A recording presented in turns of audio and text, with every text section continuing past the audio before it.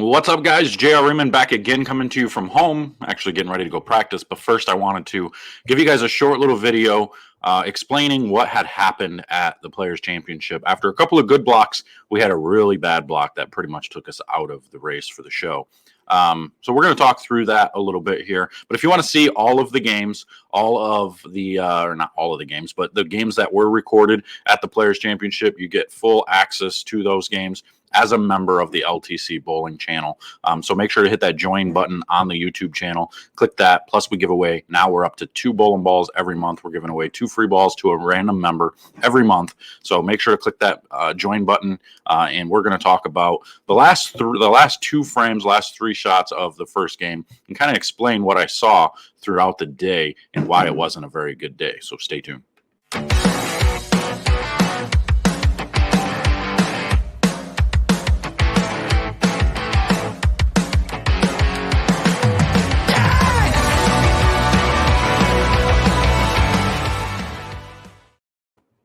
All right, welcome back, guys. So we're going to talk a little bit about this game here. This is the first game on Chameleon.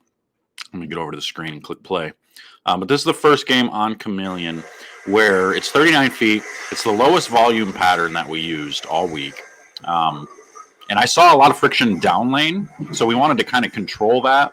I had a couple of options. What worked for me on Bear didn't seem to be working for me on this pattern. And I can't really explain why.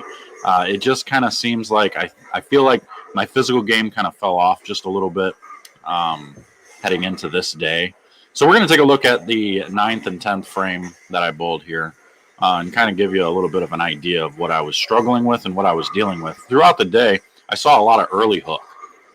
With the urethane, I was doing the wrong things with my hand to get the ball to stay in play, and it in turn was causing me to see either early hook or no hook down lane. This is one of the shots where you're going to see early hook that I really didn't think was that bad, and it ends up leaving the 310. So you can see the direction actually gets going to the right towards the 10 pin pretty good, but man, did it really pick up. And so I'm a little baffled by that. You can see it in my face there. I'm just kind of like, whoa, what the heck was that? How did that do that? You know, after the last few shots where I struggled to even get the ball to come to the pocket. So, and then you see AJ over here using the new tank. It's a purple tank that's coming out soon. He was just basically overpowering the lanes most of the day. And I think he saw in this first game, he saw as he moved left to where I was that there was early hook there too. So he opted through the rest of the day to basically move further right and throw it harder and straighter. I did try that eventually in like the end of game 2 into game 3. But my carry percentage went way down. Not that it was any good to begin with, but it wasn't very good at all. And I still needed some score to get myself into the show. So I wasn't playing for a check. I was playing for the show. So you saw there, I slipped and almost fell on my face or on my butt or whatever. I was having those problems pretty much, it got worse and worse as the day went on each day. It's almost like the dust just kind of collected on the approaches and they got more and more slippery. I brought 2 brand new number 2 slide soles with me for my Dexters, and I ended up changing them in between days and putting a brand new one on the first day and then a brand new one on the second day. And it's still, I still couldn't stop for the most part. So I had some trouble with that throughout both days. It wasn't as bad the first day as the second day, but man, it was still pretty rough, So when you watch the, again, if you want to see these full games, see all the shots, you got to head over to my channel. You're probably watching this on my channel right now, but you got to watch them on my channel and you got to be a member. It's $4.99 a month. Gets you into drawings every month where we give away 2 free bowling ball of choice to 2 random members, so that gives you that plus exclusive footage, some behind the scenes, some interviews and stuff like that as well. So let me skip forward here because it's going to black out on me and they're going to fix the lanes and do whatever it is they're doing. So get through here to the 10th frame so we can shorten this up. Watch AJ's shot here. I think this is where he switched 7s. I think he moved a little right here. This is where he finally figured out, okay, I'm going to go a little bit straighter and a little bit harder. Yep. Yeah, he went to the right and he's just going to overpower it. And then he grabs reactive on the fill and 9 pins. But now here, this is the move off of the 310. So I move a little left. And I throw what I think is a really good shot here. And it hooks early and then bails.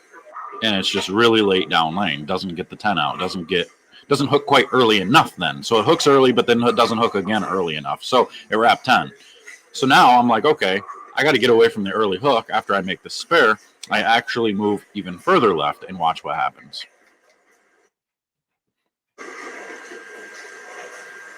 Let's watch AJ's shot here with the reactive. So he grabs a reactive ball.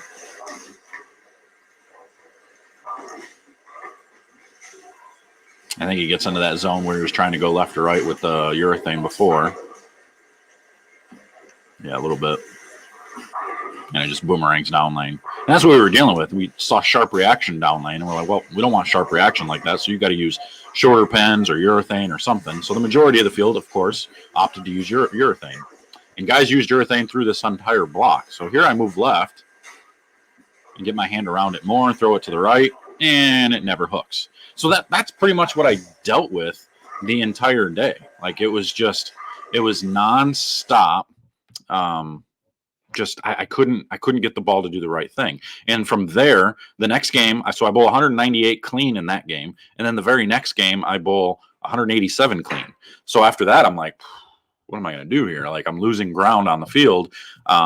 I got to make a move here somehow. So I started throwing reactive. I started doing a lot of different things going around the lane.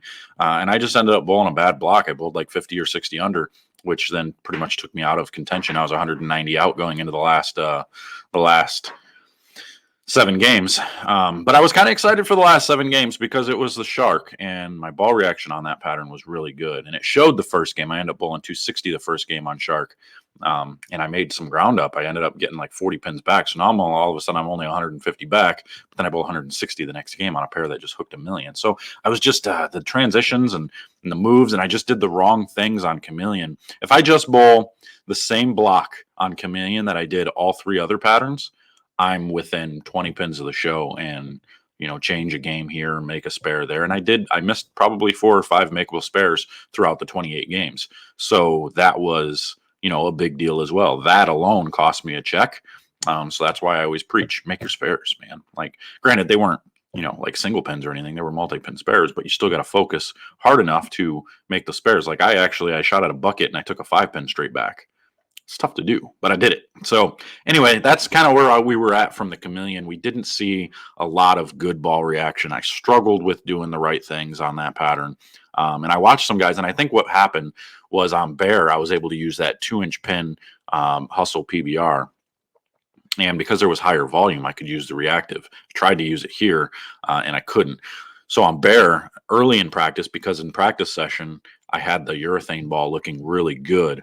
But then during the actual block, it wasn't hooking very much. I couldn't get it to read the lane properly. So we hit the surface and we made it hook a little more, but then it still wasn't reading the lane right. That's what made me use the 2-inch pin. And I actually bowled a pretty good block and Bear. The problem is now that surface was down on Chameleon, and I think it made it too early on Chameleon. And if it would have been the higher surface before, I would have been in good shape. So I kind of screwed myself up a little bit there. And that's where the focus comes into play. You got to think. You got to be like, okay, I need to fix the surface because it looked good on it before when it was at a higher surface. Now I took it down and it doesn't look good. Duh, you need to take it up. You need to do something to make it not read so fast. And I just never did. And I struggled, and it showed throughout the entire block. So if anything, you can learn from me from the mistakes that I make. So hopefully, if I end up bowling the World Series in Florida, hopefully I don't make those same mistakes. And then with the Masters and the U.S. Open coming up in a couple of months, we're going to keep learning. We're going to try to get better, and I'm going to go practice and get better with urethane and try to get my hand to do the right things with those types of bowling balls as well. So I'm out of here. Just wanted to kind of give you guys a little bit of a heads up and see how that was going. And I know you guys were waiting for at least some kind of an update. I didn't bowl very good, but that's okay. So we're on to the next. Thanks for joining. Appreciate everybody that joined the membership there. And if you haven't, make sure to click that join button. And until next time, we'll see you guys later.